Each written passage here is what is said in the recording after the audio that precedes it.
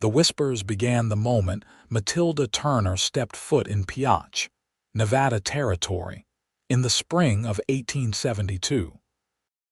Her copper hair glowed like fire in the morning sun as she knelt in the dusty Main Street, hands clasped together, eyes closed in fervent prayer, completely oblivious to the shocked stares of the townspeople walking by. Elijah Dawson watched from the wooden awning of Peterson's general store, his weathered Stetson pulled low over his eyes. Unlike the other onlookers who shook their heads and muttered about the crazy woman, Elijah saw something different. Something that stirred his soul in a way he hadn't felt since before the war. "There she goes again," Frank Peterson said, wiping his hands on his apron as he stepped out beside Elijah. "Third day in a row, sheriff's thinking of running her out of town for disturbing the peace." "She's just praying," Elijah replied, his voice quiet but firm. "Ain't no law against that. It ain't proper a woman making such a spectacle, especially a newcomer." Frank spat tobacco juice into the street. "People are saying she's touched in the head." Elijah's jaw tightened. At 32, he'd seen enough of the world to know that proper wasn't always right. He'd fought in the war, driven cattle across 3 states, and buried more friends than he cared to count. If a woman wanted to pray in the street, who were they to stop her?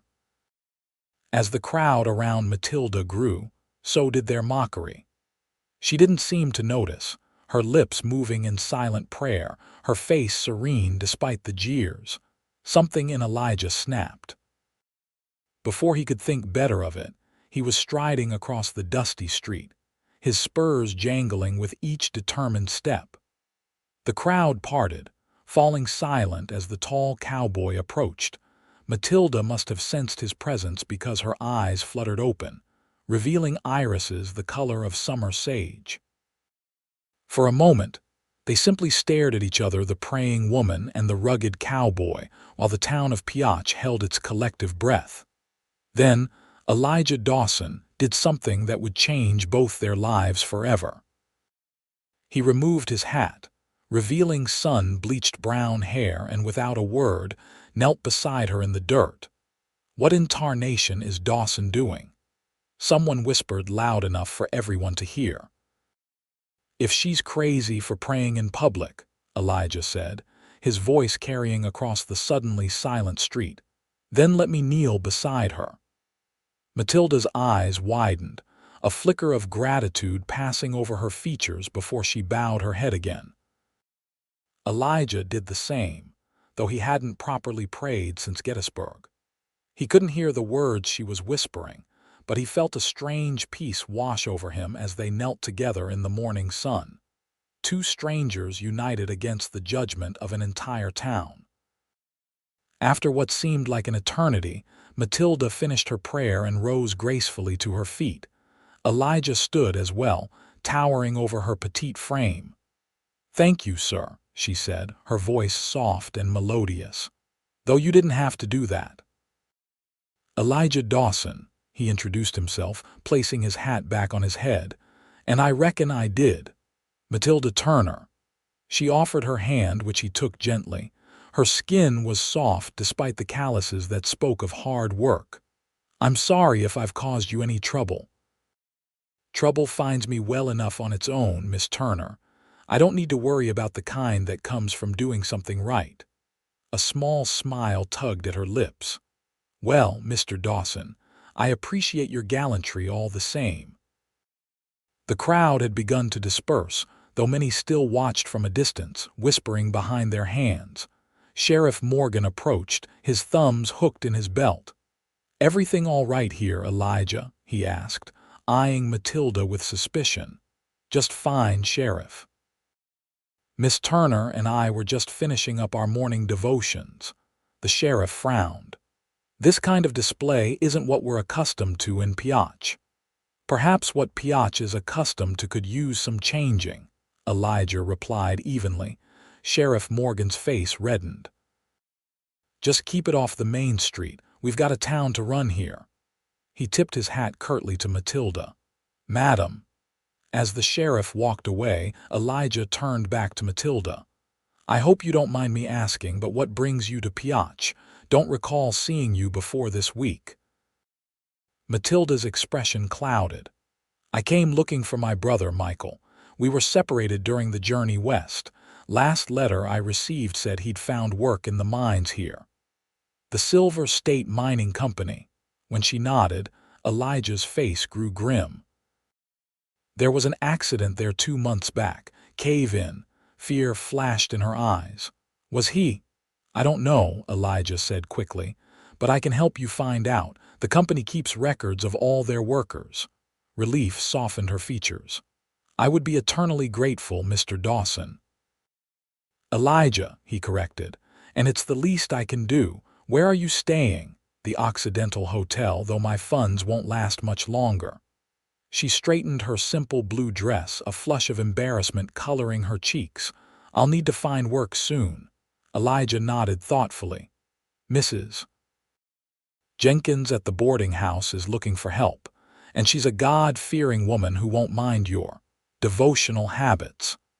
A genuine smile brightened Matilda's face, transforming her from merely pretty to stunning. "You're being very kind to a stranger." "Not for long, I suspect," Elijah replied, returning her smile with one of his own. "Pioche is a small town. Won't be strangers for more than a day or two." Little did either of them know just how prophetic those words would prove to be, or how their lives would become irrevocably entwined in the days to come. The following morning, Elijah rode to the Silver State Mining Company's office on the outskirts of town. The clerk, a thin man with spectacles perched on his nose, barely looked up when Elijah entered. "I'm looking for information on a miner, Michael Turner," Elijah said, removing his hat. "His sister's in town trying to find him." The clerk sighed and reluctantly pulled out a thick ledger. "Turner, you say? When did he start working here?" "Sometime earlier this year, I reckon, before the cave-in."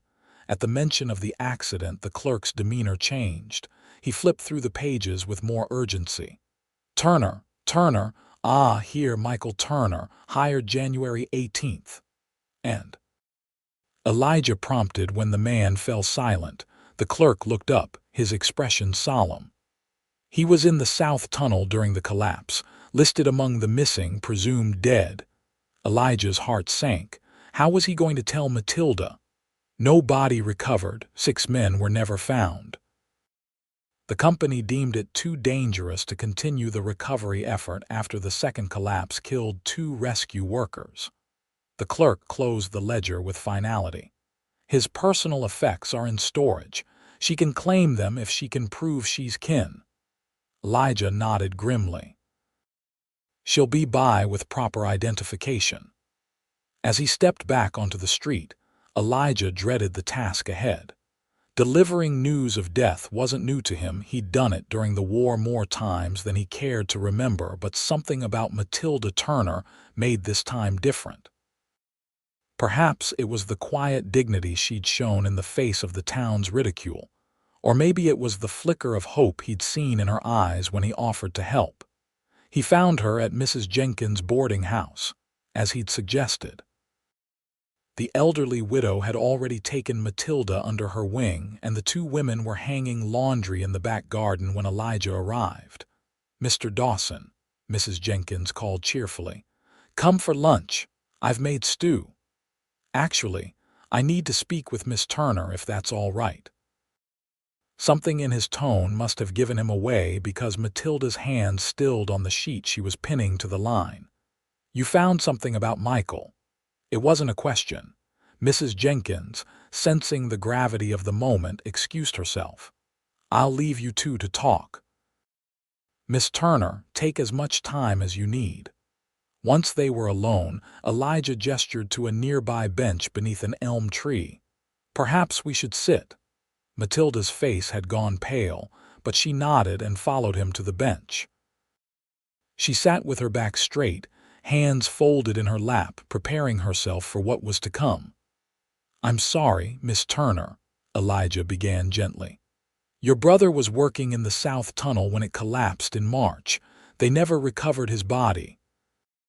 He watched as the news hit her like a physical blow. She closed her eyes, her breath catching in her throat.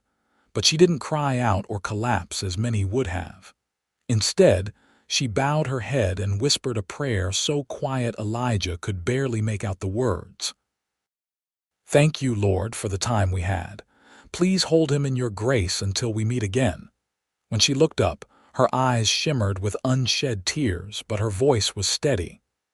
"I knew in my heart he was gone. That's why I've been praying so publicly. I hoped that somewhere, somehow, he might see and know I was looking for him." "The company has his personal effects," Elijah offered. "You can claim them when you're ready." She nodded, a single tear finally escaping down her cheek. "He was all the family I had left. Our parents died in '67 influenza. We decided to head west for a fresh start." Without thinking, Elijah reached out and covered her clasped hands with one of his own. "I'm truly sorry for your loss, Matilda." She looked down at his weathered hand covering hers. "What am I to do now? I came all this way." "You start again," Elijah said firmly. "Mrs. Jenkins needs the help and Pioche needs good people like you." "Good people," she gave a hollow laugh. "The town thinks I'm insane. The town doesn't know you yet." Elijah squeezed her hands gently before letting go. "Give them time." Matilda wiped away her tears with a determined gesture. "I suppose I have nothing but time now." "You're not alone here," Elijah said. "I know it feels that way, but you're not." She studied him with those sage green eyes that seemed to see right through him. "Why are you being so kind to me, Mr. Dawson? You don't even know me." Elijah considered the question carefully. Why indeed? Something about her had called to him from the moment he saw her kneeling in the street. "Maybe I recognize a kindred spirit, someone who's lost as much as I have." "The war?" she asked softly. He nodded. "Among other things." They sat in companionable silence for a moment, two souls connected by loss and perhaps something more, something neither was ready to name. Finally, Matilda straightened her shoulders. "I should help Mrs. Jenkins with lunch. Would you? Would you stay? I'd appreciate the company." "I'd be honored," Elijah replied, surprising himself with how much he meant it. Over the next several weeks, Pioche grew accustomed to seeing Elijah Dawson in the company of the woman they'd once called crazy. Matilda continued her daily prayers, though now she did so in the small church on the edge of town, rather than in the middle of the street. And often, if people happened to glance through the church windows at dawn, they would see the tall figure of Elijah sitting quietly in the pew behind her. Matilda settled into life at Mrs. Jenkins' boarding house, proving herself an invaluable help to the aging widow. Her cooking skills were particularly appreciated by the handful of miners and shopkeepers who took their meals there. "Never thought I'd see the day when Elijah Dawson was a regular anywhere," Mrs. Jenkins remarked one evening as she and Matilda washed dishes. "That man's been a drifter since he came back from the war. Now he's here for supper 4 times a week." Matilda felt her cheeks warm. "He's just being neighborly." Mrs. Jenkins gave a knowing smile. "Neighborly, is it? Well, I've lived in this town for 30 years, and I've never known Elijah Dawson to be neighborly with any woman before you arrived." "We're friends," Matilda insisted. "He's been kind to me during a difficult time." MMHMM. Mrs. Jenkins handed her another plate to dry. "And I suppose it's just friendship that makes him ride 10 miles to Carson City to fetch that special tea for your headaches." Matilda couldn't deny that Elijah had gone out of his way for her on numerous occasions.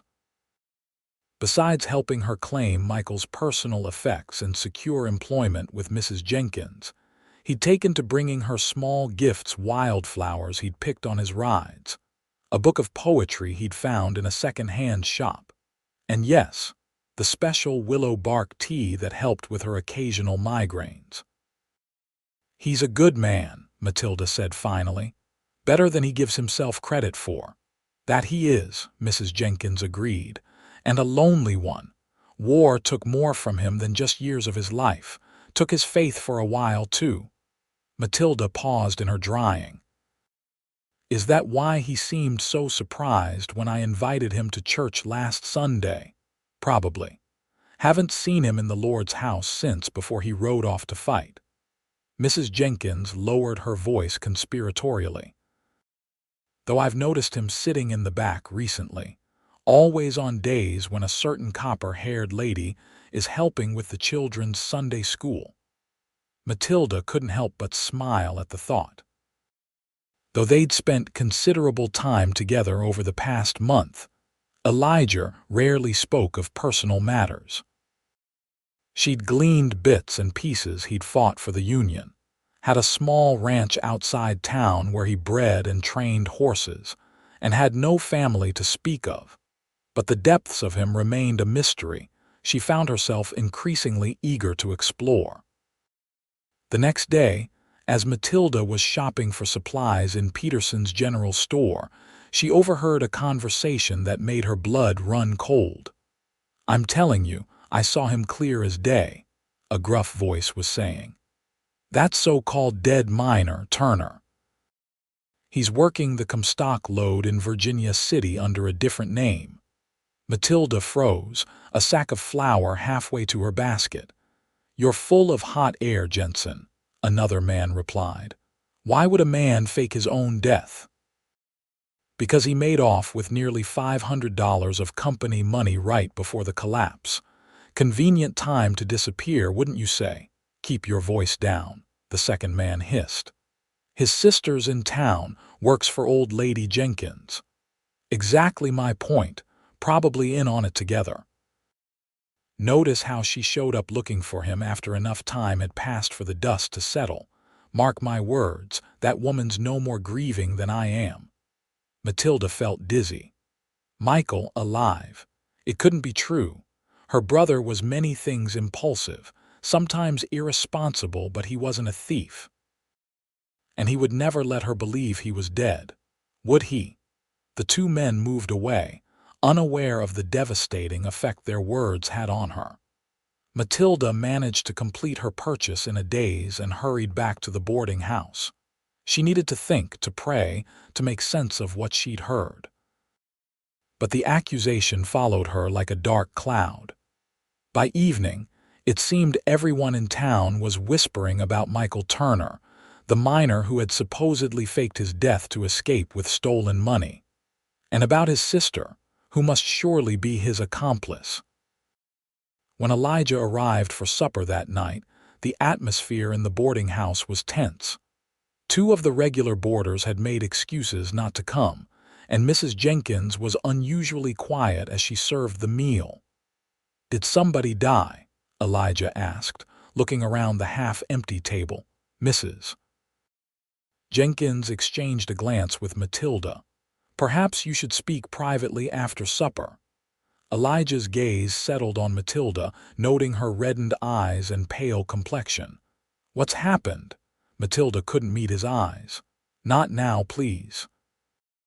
They ate in uncomfortable silence, and as soon as the meal was finished, Matilda led Elijah to the small parlor where they could speak without being overheard.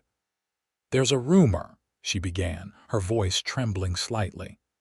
"Someone claims they saw Michael alive in Virginia City.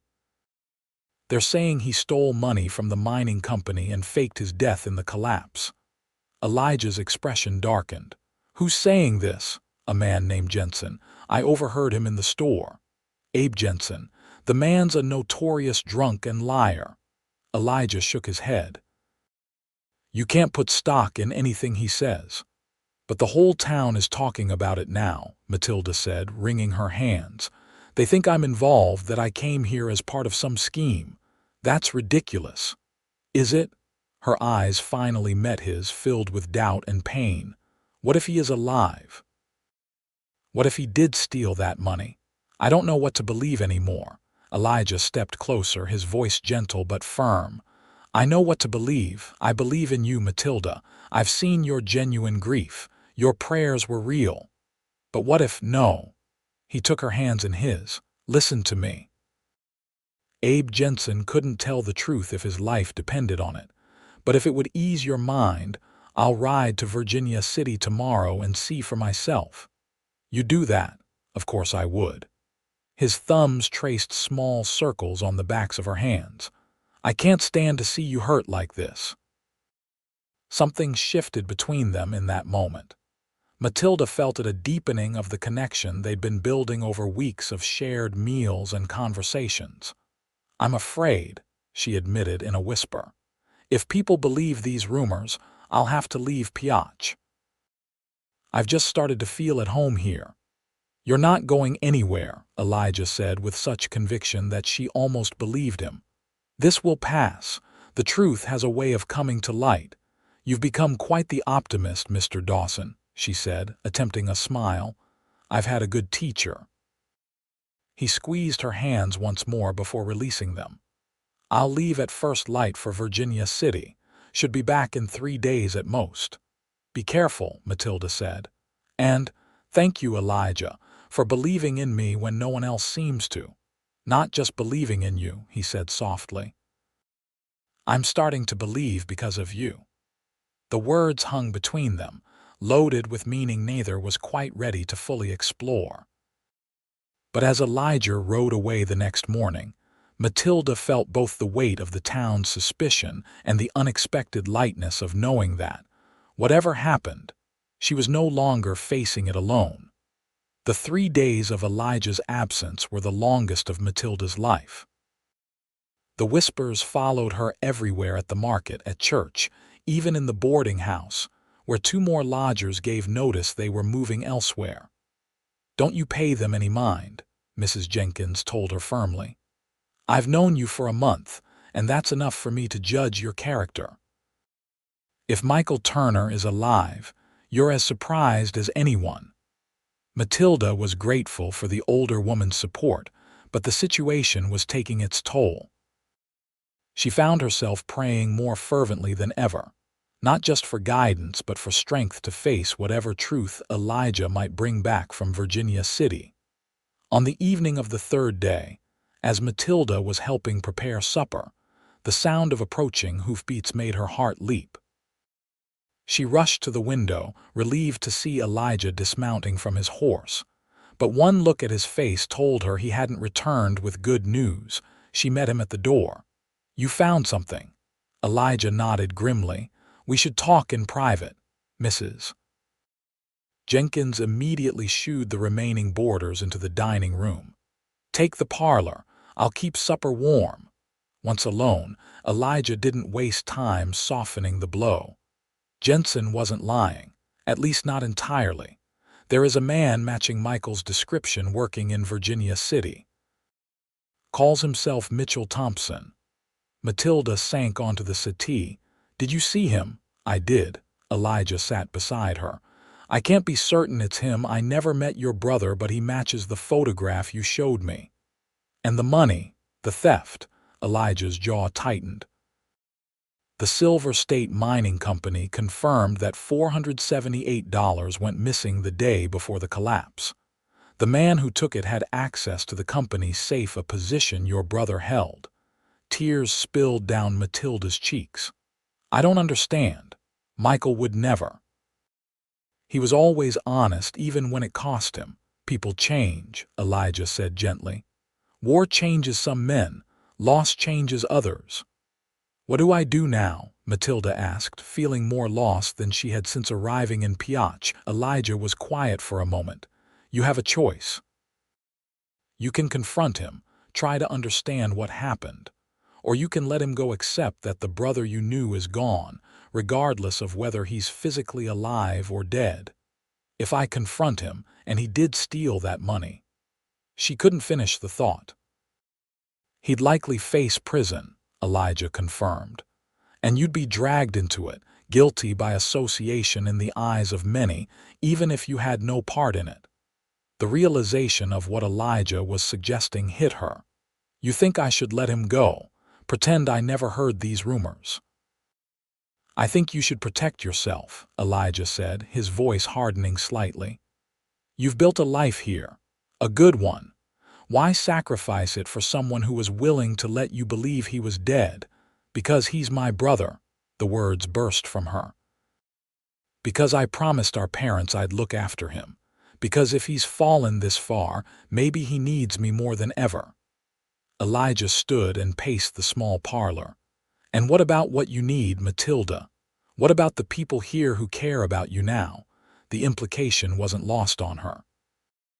Are you saying I should choose you over my own flesh and blood? I'm saying you should choose yourself, Elijah replied, his eyes intense. Choose the life you want, not the one dictated by obligations to someone who abandoned you. Matilda stood as well, anger flaring unexpectedly. You don't understand family, do you? It's not something you just throw away when it becomes inconvenient. The moment the words left her mouth, she regretted them. Elijah's expression shuddered, a wall coming down between them. You're right. I don't understand family. His voice was cold. I buried mine years ago. Elijah, I didn't mean it's fine. He cut her off. You need to decide what you're going to do. But know this, if you go to Virginia City, if you bring this all to light, you probably can't come back to Pioche. The company will press charges, and the town has already made up its mind about your involvement. So I just pretend my brother is dead. Live a lie. Sometimes a lie that serves the greater good isn't really a lie at all. He moved toward the door. Tell Mrs. Jenkins I won't be staying for supper after all. Before Matilda could respond, he was gone, leaving her alone with an impossible choice and the realization that, in trying to hold onto her past, she might have just lost her future. That night, Matilda barely slept. She tossed and turned, torn between her loyalty to Michael and her growing feelings for Elijah and the life she'd begun to build in Pioche.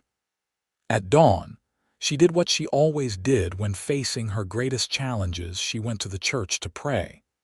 The small wooden building was empty at that early hour. Matilda knelt in the front pew, closed her eyes, and poured out her heart, asking for guidance, for clarity, for peace. She was so absorbed in prayer that she didn't hear the church door open or the soft footsteps approaching.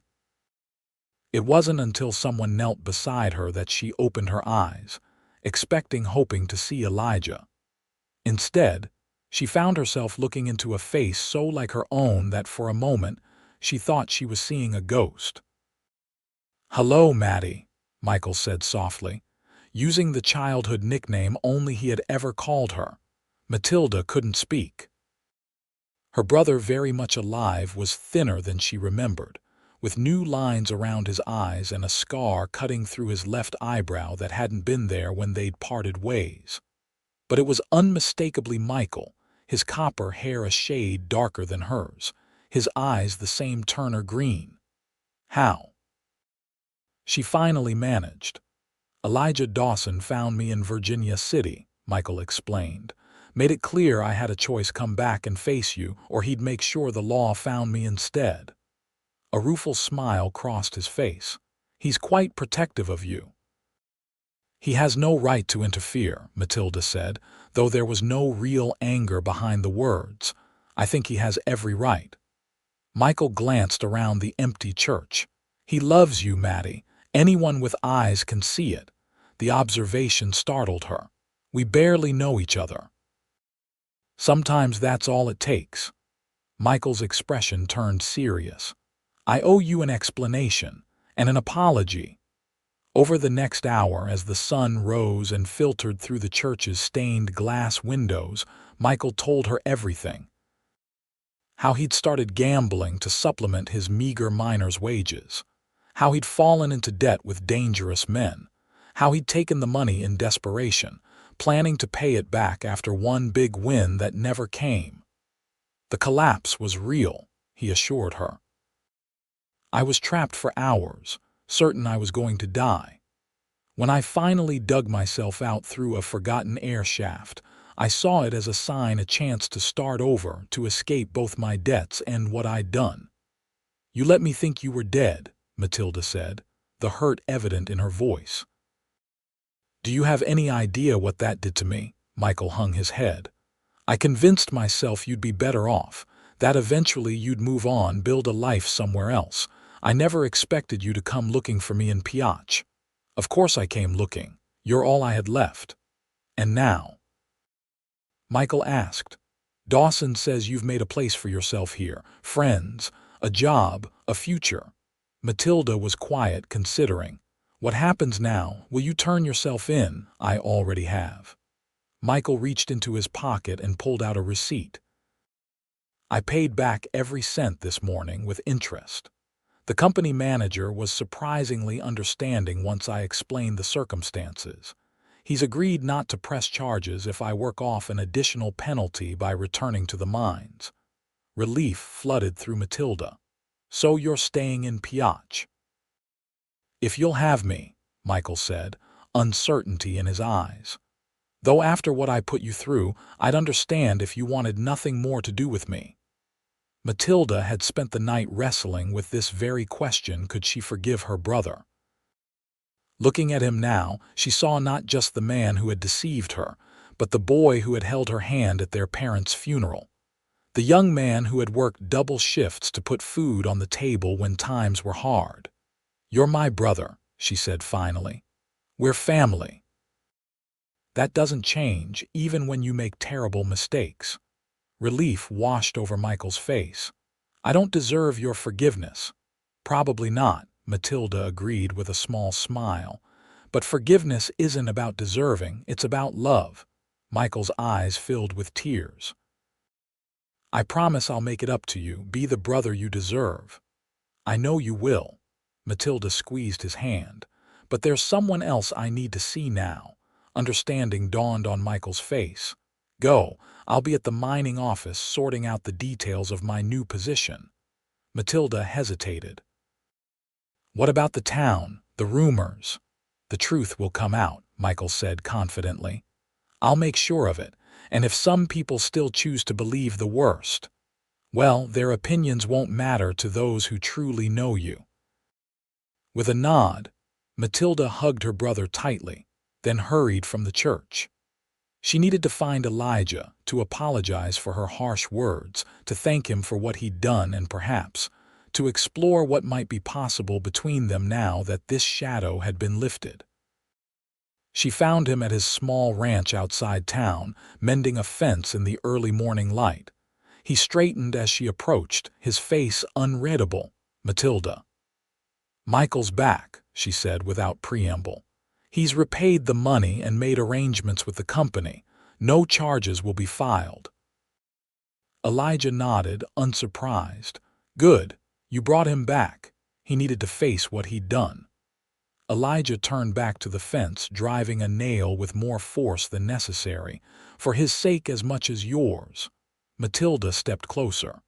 I'm sorry for what I said last night. About you not understanding family. You were upset, and you weren't entirely wrong. He kept working, not meeting her eyes. I was wrong, Matilda insisted. Family isn't just blood. It's the people who stand by you when everyone else turns away. The ones who kneel beside you when others mock you for praying. Elijah's hand stilled. Is that what I am to you? Family? Matilda took a deep breath. You're more than that, at least. I hope you could be. Finally, he turned to face her. What are you saying, Matilda?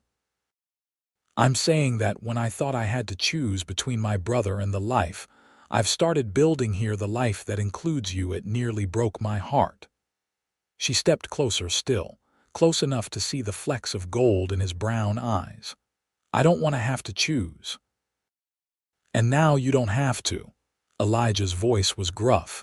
No, I don't, thanks to you. She reached out, tentatively touching his arm. Why did you do it? Track down Michael, bring him back, give him a chance to make things right.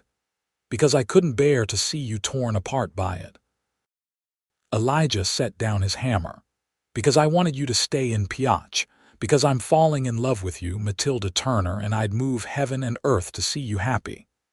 The confession hung in the air between them, bold and vulnerable. Matilda felt her heart swell with emotion. "You love me." "More than I thought possible," Elijah admitted. "I haven't felt this way since, well, ever. Even though people called me crazy," she teased gently. "Even though I caused a spectacle in the middle of town." "Especially because of that," Elijah said, a smile finally breaking through his serious expression. "Your faith, your conviction, your willingness to stand apart, they woke something in me I thought had died in the war." Matilda moved her hand from his arm to his cheek. "And what was that?" "Hope," he said simply. "Hope that there might still be goodness in this world, that I might still have something to offer it. You have so much to offer, Elijah." Matilda rose on her tiptoes, bringing her face closer to his. "Including your heart if you're willing to share it." "It's already yours," he murmured. "Has been since I knelt beside you that first day."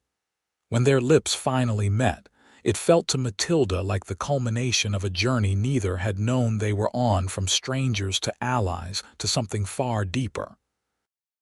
Elijah's arms encircled her, strong and sure, as if he'd been waiting his whole life to hold her.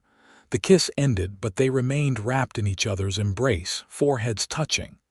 "So what happens now?" Elijah asked. "Now," Matilda said with a smile, "we build a life together." "If that's what you want." "It's all I want," Elijah assured her. "Though I should warn you, I'm not much of a churchgoer," Matilda laughed. "I've noticed you sneaking in the back. Mrs. Jenkins told me you haven't set foot in church for years." "Until you," Elijah confirmed. "You made me want to try again, with faith, with everything." "We'll take it one day at a time," Matilda promised. "Together." Word spread quickly through Pioche about Michael Turner's return and the truth behind his disappearance. As predicted, some still viewed the siblings with suspicion, but many more were moved by the story of redemption and forgiveness. Especially when it became known that Elijah Dawson, one of their own, a man respected throughout the territory, had not only stood by Matilda during the scandal, but had fallen in love with her. By summer's end, the rumors had largely died down. Michael was working steadily at the mine, living in a small cabin on Elijah's property while he saved money for a place of his own. Matilda continued helping Mrs. Jenkins, though she spent most evenings at the ranch with Elijah, planning their future together. On a perfect autumn day in 1872, with the aspens turning gold in the Nevada mountains, Matilda once again knelt to pray in public, this time at the altar of Pioche's small church, with Elijah kneeling proudly beside her as they exchanged their wedding vows. The town that had once mocked her for her public displays of faith now filled the pews, witnessing the union of two souls who had found each other against all odds. Mrs. Jenkins dabbed at her eyes in the front row. Michael stood as his sister's only attendant, his face radiating joy for the sister who had never given up on him. "I, Elijah, take you, Matilda, to be my lawfully wedded wife," he said, his voice strong and clear. "To have and to hold from this day forward, for better, for worse, for richer, for poorer, in sickness and in health, to love and to cherish, till death us do part." As Matilda repeated her own vows, she marveled at how her greatest humiliation in Pioche had led to her greatest happiness. How the moment that had branded her as an outsider had ultimately brought her the man who would become her husband. "You may kiss the bride," the minister announced, and Elijah needed no further encouragement. He gathered Matilda into his arms and kissed her with such tenderness that several of the townswomen sighed audibly. The celebration afterward was the largest Pioche had seen in years. Even Sheriff Morgan, who had once threatened to run Matilda out of town, raised a glass in toast to the newlyweds. As the sun set over the mountains, casting the dusty mining town in a golden glow, Elijah led his bride onto the dance floor for their first dance as husband and wife. "Happy?" he asked, his arms secure around her waist. "More than I ever thought possible," Matilda replied truthfully. "Though I still can't believe how it all began with the town calling me crazy and you deciding to kneel beside me." "Best decision I ever made," Elijah said, twirling her gently to the music. "And I'd do it again in a heartbeat." As if to prove the point, he suddenly dropped to one knee in the middle of the dance floor, taking her hand in his. "Elijah, what are you doing?" Matilda laughed, blushing as the other dancers stopped to watch. "Reminding you and everyone else that I'll always kneel beside you, Matilda Dawson. In prayer, in hardship, in joy. Whatever life brings us, we face it together, on our knees if necessary." The simple, heartfelt gesture brought tears to Matilda's eyes. As Elijah rose to his feet, the crowd erupted in applause, any lingering judgment or skepticism washed away by the purity of the moment. "I love you," Matilda whispered as he gathered her close again. "And I love you," Elijah replied, "from now until forever." The years that followed brought challenges and blessings in equal measure. The winter of 1873 was particularly harsh, with blizzards isolating Pioche for weeks at a time. But the Dawson Ranch became a haven, not just for Matilda and Elijah, but for Michael and several other townspeople who found themselves in need during the difficult months. By spring, the Dawsons had news of their own to celebrate. Matilda was expecting their first child. When their son, Samuel, was born in November, the entire town rejoiced with them. Mrs. Jenkins insisted on moving into the ranch for a month to help with the baby, though everyone knew it was really because she couldn't bear to be separated from the child she'd already claimed as a surrogate grandson. Michael remained in Pioche, eventually starting a freight business that serviced the mines throughout the territory. He never married, but found purpose in his work, and in being Uncle Michael to Samuel and the 3 children who would follow, twin girls, Emma and Elizabeth, in 1875, and another boy, Joseph, in 1878. The Silver State Mining Company flourished under new management, and Elijah's horse breeding business grew to become one of the most respected in Nevada. Matilda continued her daily prayers, though now her husband and children joined her without fail. Each Sunday, the Dawson family occupied the same pew in the church where they had married, their presence a testament to the power of faith and second chances. In 1880, when a fire swept through Pioche, destroying much of the business district, it was Elijah and Matilda who led the rebuilding efforts, opening their home to displaced families and donating generously to restore the church, which had been heavily damaged. "Why do you do so much for this town?" a newcomer once asked Matilda as she organized relief supplies. "I heard they weren't always kind to you." Matilda had smiled, glancing over to where Elijah was helping raise the framework for a new storefront. "Because kindness isn't about what people deserve. It's about who we choose to be." By their 10th anniversary, the story of the praying woman and the cowboy who knelt beside her had become something of a legend in Pioche, a tale told to newcomers as an example of the town's heart, conveniently omitting the initial scorn Matilda had faced. Elijah never let them forget, though. Each year on the anniversary of their first meeting, he would take Matilda's hand and lead her to the spot in the main street where she had once knelt alone. There, regardless of who might be watching, they would kneel together and offer a prayer of thanksgiving for the journey that had brought them together. "You ever regret it?" Matilda asked him on one such occasion, their silver anniversary approaching. "Tying your life to the town, crazy woman." "Elijah, His hair now streaked with silver, but his eyes still bright with love, shook his head. "The only crazy thing would have been walking past you that day. Everything good in my life came from that moment. You, our children, even my faith. How could I possibly regret it?" As they rose from their prayer, Samuel, now 22 and the image of his father, approached with his fiancée, Mary. The twins were visiting from Carson City, where they both taught school, and Joseph was due to arrive the next day from his studies back east. "Are you two embarrassing us in public again?" Samuel teased, offering his arm to his mother. "It's tradition," Elijah defended with a grin. "And one day you'll understand." "I think it's romantic," Mary said, slipping her hand into Samuel's, "to remember where it all began." "It began with courage," Matilda told her future daughter-in-law. "The courage to kneel when everyone else stands, to pray when others mock, to believe when doubt would be easier.